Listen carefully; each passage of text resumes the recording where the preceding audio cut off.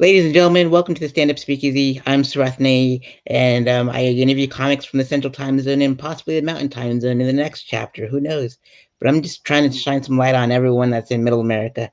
And for this episode, I'm bringing a comic from Northwest Florida. Welcome to the show, Justin Butler. Hey, Justin, how are you? Hey, I'm doing great. Thanks for having me. You're welcome. Thanks for being on the show. It means a lot to me. Great stuff. So you're a comedian and a writer based out of Northwest Florida. What brought you to Northwest Florida and got you into comedy and writing? I'm a Bay County baby. Lived in Panama City pretty much my entire life, born and raised. And then everywhere else I've lived has also, unfortunately, been in Florida. Lived in Orlando. Now I'm in Pensacola. Writing is something I've been doing since I was a little kid. I had a few short stories published in like the local paper and everything. I didn't really find comedy until high school. Comedy Central Presents was always on my TV, and just one day I decided, hey, I really want to do that. And I didn't actually get on stage until a little bit into my college career because I had just crippling stage fright. So yeah, it's just I grew up with it. I loved it. It's just one of those things that I tried it once just because I was interested in it, and then it stuck with me. So Fantastic, awesome stuff. And so you're a comedian as we mentioned earlier, and you're an improviser since 2015, and you studied comedy at Second City, which I find awesome because like some of my favorite comedians came out of Second City. So how'd you end up in Second City, and what was the experience like? Well, I wish I could say that I went and actually took classes at the campus, but they just have open online classes that really anyone can hop on. So I took out a small loan. That's a joke, but it was on credit. So basically, and took a few of their online classes, took a few satire and a few sketch classes. And if you can find the money for it, I'm not going to pretend like it's not an investment because it is. It really helped me grow, and even more so, it gave me a little bit of a network of people that I can still check in on social media or email every now and then, and we can bounce ideas off each other. So it was just instead of finishing traditional college, I chose to self-educate in a different way, and it really helped me grow as an artist. So I really appreciate Second City. Well, that's still pretty awesome. So it's note to self, I'll have to save up for Second City, and I can only imagine how much tuition is for a class. Or yeah, it ends up being worth it. But yeah, every time I'm thinking about taking another one, I was like, we're in a pandemic. Let's hold off. I don't know where my money's coming from. For sure, indeed. So you're the co-founder of the production company, the Red Light Switch Media Group, with Justin. And how did you and Justin form a partnership, if you will? I think you mean Brian Hilario, my business partner. He, I met him in college. Was I at Gulf Coast at the time? I don't remember. It's all a blur. Basically, he got heavily involved with theater at Gulf Coast or State College. I'm sorry, which is where my associate's degree came from, and he got really, really involved there. Put on an original play, and he had got a reputation for being a guy who could really get stuff done and a really high energy, creative guy. So I had this idea one day, and I guess I'll go ahead and tell you that the idea came to me sitting on the toilet to make a short film a week, every single week. So I couldn't think of anyone better than Brian to go to for it. So he was in the middle of another business meeting, and I bumped into him at at TGI Fridays. So I interrupted his business meeting to ask him if he could meet with me. And then I believe 2 weeks later, we released our first short film. So, and then it's just been growing from there. We've made, I believe it's 18 short films now, a full-length documentary, a 4-episode web series. We have a live comedy variety show that we do together now called Wildly Unnecessary. And yeah, he's just a great person to work with, and I'm very thankful that he showed up in Bay County. Awesome, that's fantastic. You're right. I accidentally when I was editing the notes, I put your name on the next to it, and so that's why I matched all those up. And so, a shout Oh, out no to problem. Brian. And where can we find all these short films and feature length documentaries and all that good stuff? So the documentary is kind of a mess. It's not officially released yet. We were going to be writing the festival circuit, and then COVID kind of put a stop to that. So we're trying to figure out how we want to go about releasing it. But the short films and everything we do, even links to tickets for Wildly Unnecessary next time we do a show, can all be found at redlightswitch.com. Fantastic indeed. And so let's see here. You For the next segment, I wanted to let you know that there's some audience members in the crowd. So if you have any questions for us, more than welcome to jump into the live chat and we'll interact with you. But be nice to us and all that good stuff. So I'm very sensitive. Please breathe. Do you see how big my eyes are with my new baby face? Don't hurt me. I'm very fragile. indeed. Sometimes YouTube comments can be cruel, so I'm just like I just give them a fair warning. Brian, Justin, I was gonna ask you I wanted to ask you these questions when I was gonna go on tour, but COVID hit, and they derailed all of our plans. So with that said, Justin, what inspired you to perform stand-up comedy? So like I said before, I watched a lot of Comedy Central Presents as a child. My family liked to get together every so often and watch Robin Williams live on Broadway. So I just kind of grew up with comedy around, and it's a funny story. I'll never forget the day that I decided that I wanted to try stand up. I was in high school, and I was at my grandparents' house, and my cousin was there, and I'm in the bedroom that we shared when we stayed there. And I'm watching Mitch Hedberg's Comedy Central Presents, and he comes in, and I'm just sitting there, and I'm astonished, and I'm like, man, doesn't that just look incredible? I'm just up there making all these people laugh, bringing all this joy to the world. Isn't that something that you want to do? He looks at me and goes, no, and just walks out of the room. And I was like, okay, I'm going to be doing this forever. I know that now. Most definitely. And what was feeling like when you first performed stand-up? Awkward, but it's one of those things that you get up there and you have no idea what you're doing. You can listen to all the podcasts you want, all the interviews you want, read the books. Like I read Steve Martin's Born Standing Up before I ever performed, and so I thought I had a good grasp on what it would feel like getting up there. But the minute you pick up that microphone, everything kind of changes, and you'll know. I tell people, because I encourage everyone, if they have any interest in performing, to at least try it one time. You will know within the first 30 seconds if it's for you or not. Even if you absolutely bomb your first open mic, there's that adrenaline rush you get being up there.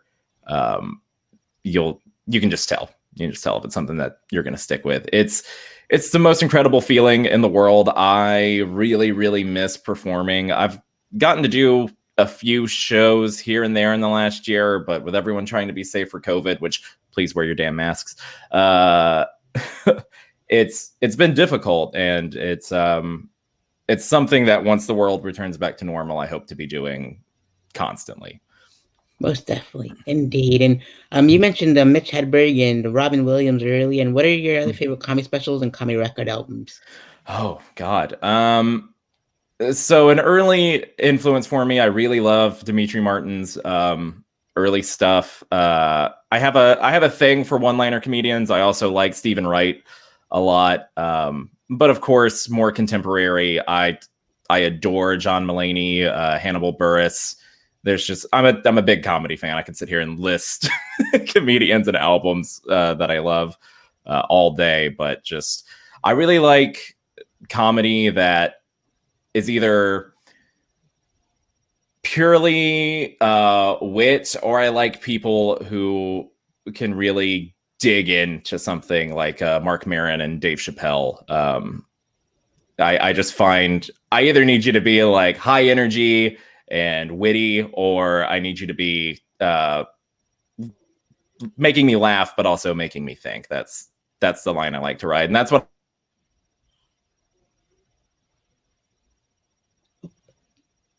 Justin, I think well, you There we go. froze on me. I think our internet's lagging, but Well, hopefully they caught all. I hope so too. It's sometimes that it is like that with like it's like a kung fu flick and our lips don't match our the audio, but that's all right. Oh Um, so no. so Do you know if that's on your end or my end? I think it's on your end. Oh I'm doing just no. fine. Yeah, Okay. Sorry indeed. about that. Oh, you're fine. It's all right. So we got most of that for sure. So hopefully, Good. when it is on YouTube published, it should be fine. Hopefully, but if you can, because some of those guys have been on TV and film, and I want to know your favorite sitcom sketches and comedy films are. Oh boy. I'm a Ghostbusters kid. I love Ghostbusters. My comedy specials. I already mentioned Live on Broadway. That one sticks with me forever. Mitch Hedberg's Do You Believe in Gosh? I love New in Town by John Mulaney. What by Bo Burnham is very great. Animal Furnace by Hannibal Buress.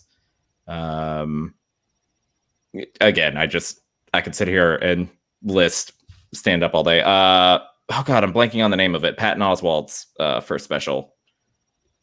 I think it has something to do with a werewolf. It's the one where it's like the album art's him and he's like holding his own face. Anyway, Like lollipops and werewolves or something like that. yeah, something like that. But Patton's another huge influence on me. And sitcoms, Schitt's Creek is amazing. I just watched it like last month for the first time, and I cried almost every single episode after season 2.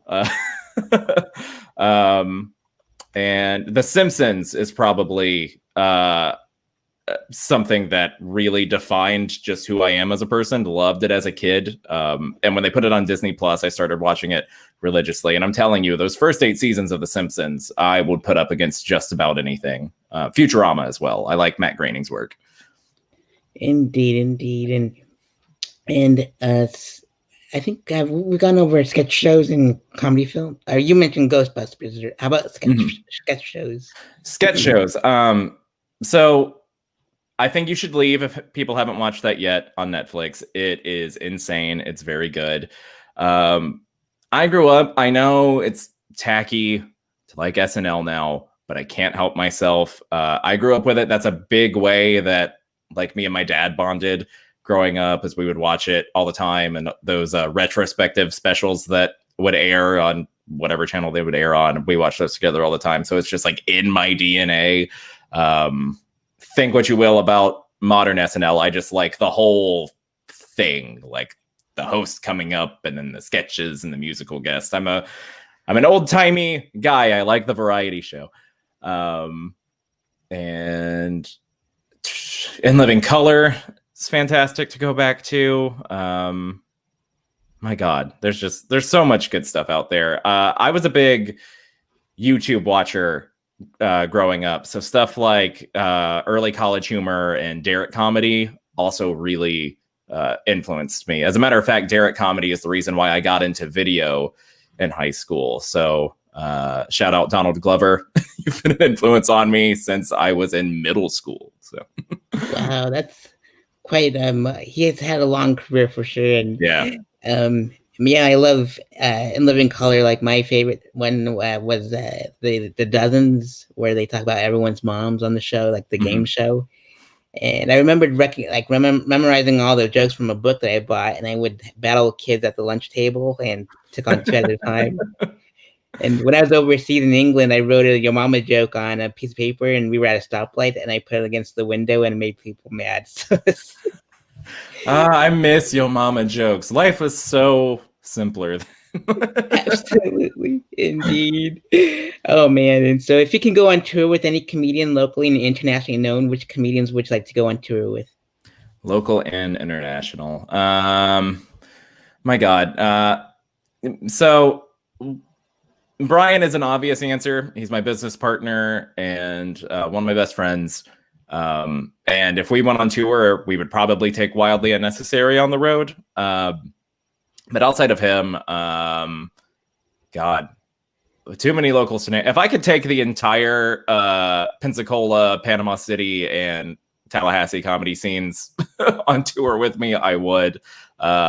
This group around here, this Northwest Florida area, has been so supportive of each other the last few years that I love just about every single one of them. International, anyone, if you have a spot on your tour, let me go. But like I said, Patton, John Mulaney, Mark Maron, I actually got to see him in Tallahassee when he came down a few years ago. It was great. Hannibal, just anyone, I'm down. Indeed, most definitely. Great stuff. And if you can get roasted by 5 comedians, past and present, which comedians would you like to get roasted by? Get roasted by? Rickles, obviously. You gotta get roasted by Don Rickles. God. Feel like Chappelle would break me. Like he could look right into your soul and get you. Man, good roast comics. Let me just say, by the way, I have never done a comedy roast battle because I have a hard time being that mean to people. I'd be like, yeah, I bet you're not as nice as you seem you are, bitch. I got nothing.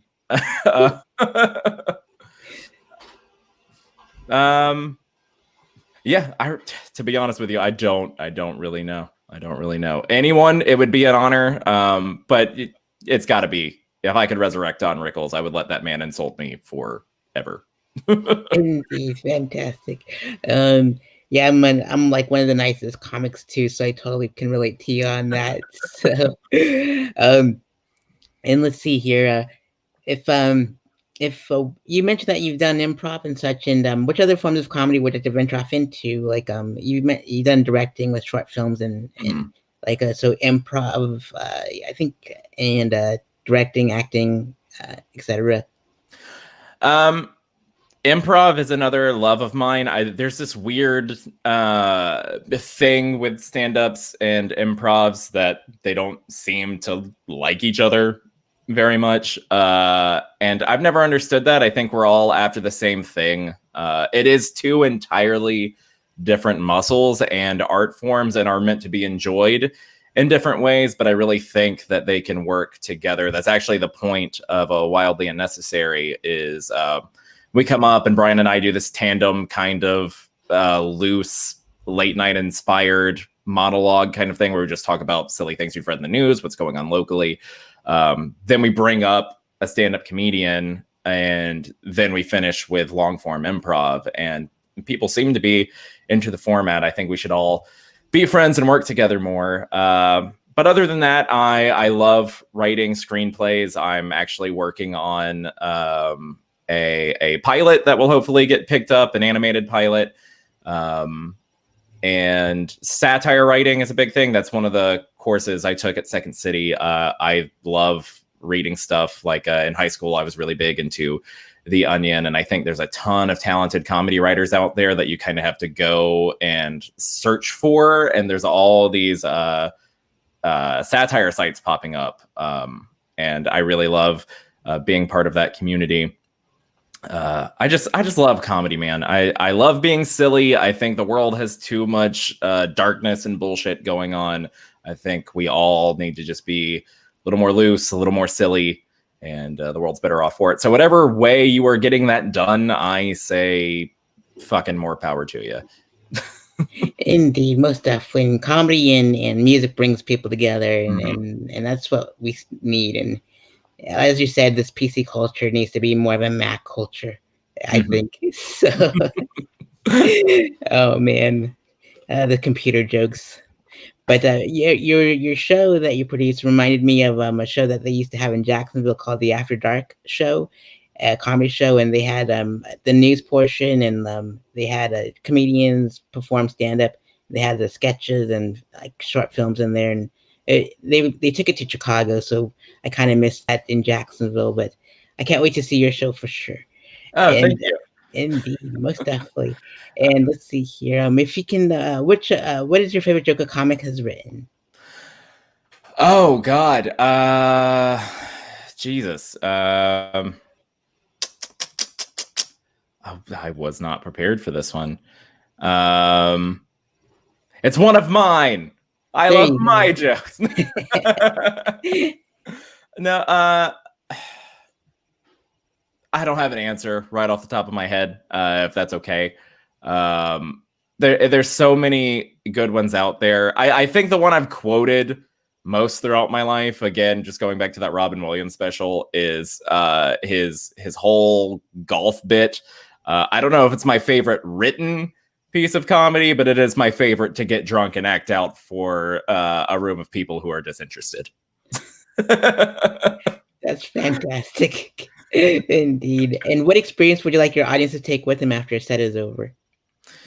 I really hope with my material, first and foremost, that I got them to laugh and they were able to forget about whatever they brought into the room with them that's weighing them down for at least the 5 to 20 minutes I was up on stage. But I also want them to maybe look at their situations a little differently when they're reflecting on it later.